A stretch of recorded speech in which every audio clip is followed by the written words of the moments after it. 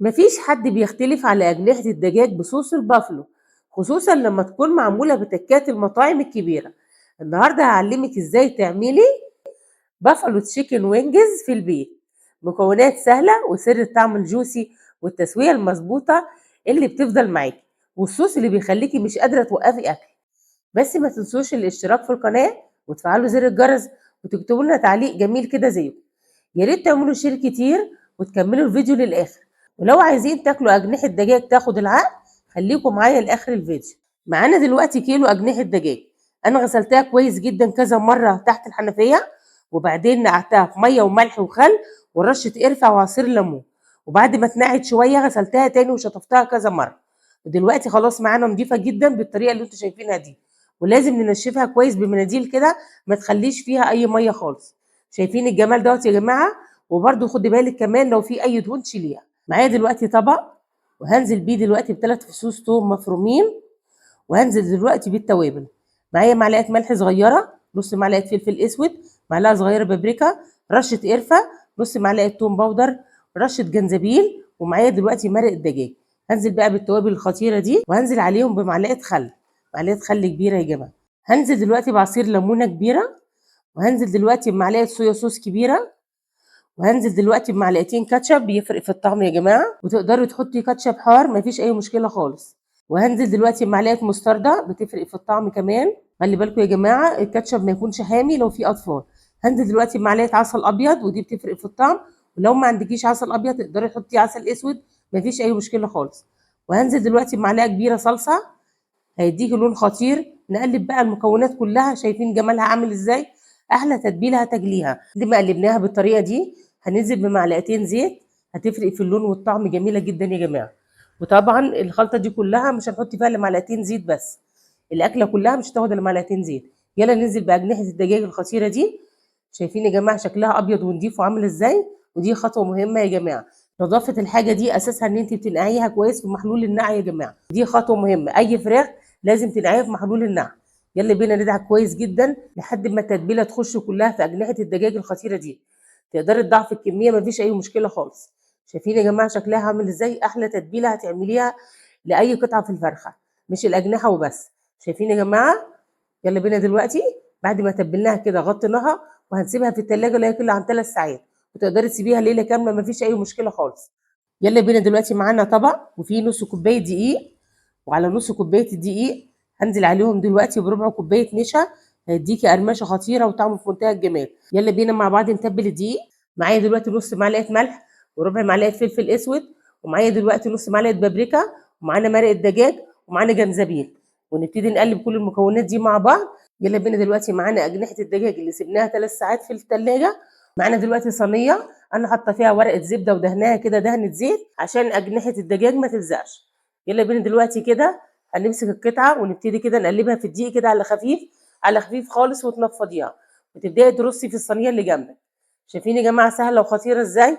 وهتطلع معاكي وجبه في منتهى الجمال، هتقدميها كده جميله وخطيره وفي منتهى الروعه. يلا بينا نغلف كمان قطعه ولا اتنين كده اهوت. شايفين يا جماعه؟ لازم التنفيضه دي ما تخليش عليها كميه دقيق كبيره. ناخد كمان قطعه بالراحه واحده واحده كده اهوت، وتنقليها بالصوص يا جماعه. الصوص ده خطير وهيخلي طعمها في التسويه في منتهى الروعه. شايفين يا جماعه واحده واحده ازاي؟ رشه دقيق خفيفه كده اهوت، وتبداي تقلبيها وتنفضيها. سهله جدا يا جماعه، تقدري تقليها في الزيت وتقدري تحطيها تحت الشوايه وتشغلي الفرن من تحت شويه مفيش اي مشكله خالص. شايفين يا جماعه سهله ازاي؟ اعمليها كده لاولادك وقدميها في منتهى الروعه. ودي الكميه بعد ما خلصناها. شايفين يا جماعه عملنا كميه قد ايه؟ اكله اقتصاديه وسهله وخطيره وفي منتهى الجمال. انا مولعه الفرن على درجه حراره 180 على الرف اللي قبل الاخير كده، وتحطيها هتقعد معاكي 40 دقيقه، وبعدين تشغلي عليها الشوايه 5 دقايق هتاخد معاكي لون. تقدري تقدميها جنب شويه رز كده بالشعريه وشويه سلطه جنبهم او شويه بطاطس محمره، وجبه في منتهى الجمال.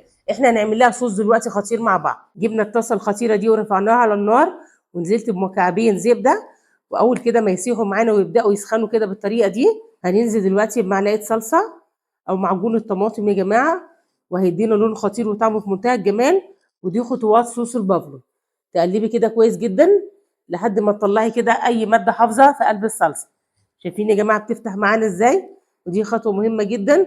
اي صلصه تعمليها كده معانا نص كوبايه كاتشب هننزل بيها وهيفرق في الطعم جدا. قلبي بالطريقه دي. شايفين يا جماعه لونه بيتغير معانا ازاي، خطير ازاي، وفي منتهى الجمال وسهل، مش هتاخد منك وقت خالص. شوفي بتشتريه من بره باسعار عامله ازاي. هنزل دلوقتي بمعلقه صويا صوص، وده بيفرق في الطعم جدا برضو يا جماعه. شايفين يا جماعه، اعمليه في البيت بخطوات سهله، والله سهل جدا، وبتشتريه من بره غالي جدا. قلبي بقى كده بالطريقه دي. هننزل دلوقتي بمعلقه صوص الباربيكيو، وهيدينا طعم جميل جدا يا جماعه. قلبي بقى كده بالطريقه دي، وكل ما هتقلبي المكونات هتختلط مع بعضها. معانا دلوقتي معلقه خل هننزل بيها وتقلبي. كل ما تنزلي بمكون تقلبي بالطريقه دي. شايفين يا جماعه بيقلب معانا ازاي وبيتقل معانا. معانا معلقه صغيره بابريكا، ومعانا دلوقتي فصين توم. بيفرق في الطعم. تقدري تحطي بودر مفيش مشكله. لو ما عندكيش بودر تحطي توم عادي وتصفيه مفيش مشكله. مش عاوزه تصفيه عادي يعني. قلبي بقى بالطريقه دي. هننزل دلوقتي بمكون اللي انت بتجيبيه من بره، تلاقي فيه كده تسكيره حلوه كده وتقولي فيه حاجه فيها سكر. هقول لك دلوقتي. تقدري تحطي سكر مفيش مشكله خالص، بس احنا هنحط بقى حاجه تزود القيمه الغذائيه. هننزل دلوقتي بمعلقه عسل ابيض كبيره. دي بتفرق في الطعم جدا يا جماعه. هننزل بالطريقه دي. ولو ما عندكيش عسل ابيض ممكن تنزلي بعسل اسود، في بدائل كتير تقدري تحطيها على الصوص ده. قلبي بقى بالطريقه دي، وكل ما هتقلبي هيتقل معاكي. شايفين يا جماعه لونه عامل ازاي، في منتهى الجمال وريحته في منتهى الروعه. يلا بينا نخففه شويه. هننزل بنص كوبايه ميه ونقلب بقى كده بالطريقه دي. شايفين يا جماعه جماله عامل ازاي وطعمه في منتهى الجمال. قلبيه كده وقدميه جنب اي مشاوي، حاجه جميله وفي منتهى الروعه. شوفي بتشتريه من بره الازازه بكام. خطير يا جماعه وفي منتهى الجمال. احنا هنقلب كل المكونات دي 3 دقايق بالظبط يا جماعه، لحد ما يتجانس كل الاطعم مع بعضها وتشوفي السمك دوت. هو ده السمك المطلوب. ما تزوديش عن كده ولا تقللي عن كده. يلا بينا دلوقتي هنرفعه من على النار. وده صوص البافلو الخطير بعد ما صفيته كده من التوم. ودي خطوه مهمه يا جماعه. تقدري تحطي توم باودر مفيش مشكله خالص. شايفين يا جماعه ريحته وطعمه في منتهى الجمال. ودي الاجنحه بعد ما استوت، شايفين لونها عامل ازاي. خدت اللون الذهبي الخطير ومقرمشه، حاجه في منتهى الجمال. ما خدتش مننا وقت خالص. ودلوقتي شيلنا الاجنحه في طبق واسع، وهتنزلي عليها كده بشويه من صوص البافلو الخطير دوت. شايفين يا جماعه السمك بتاعه عامل ازاي، خطير وطعمه في منتهى الجمال. نزليه بقى كده وقلبي بالطريقه دي.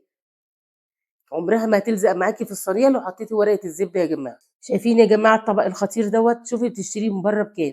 احنا عملناه مكونات اقتصاديه في البيت، وطعمه ولا اروع من كده. وعامله كل حاجه في البيت، وشايفين مستويه ازاي وعامله ازاي، وطعمها في منتهى الجمال. اعمليها كده لاولادك ومش هتندمي. وبكده نكون خلصنا احلى اجنحه دجاج بصوص البافلو ممكن تدوقيها في حياتك. سهله وسريعه ومضمونه 100%. ولو حابين وصفات تانية من المطاعم العالميه اكتبوا لي في الكومنتات، وعايزيني اعمل ايه المره الجايه. ولو عجبتكم الوصفه ما تنسوش الاشتراك في القناه وتفعلوا زر الجرس، وتكتبوا لنا تعليق جميل كده زيكم، وتعملوا شير كتير عشان الكل يستفيد، وعشان يوصل لكم كل جديد من الوصفات السهله والاقتصاديه. استنوني في وصفه جديده. اشوفكم الفيديو الجاي، وبالف هنا وشفا على قلوبكم. سلام عليكم.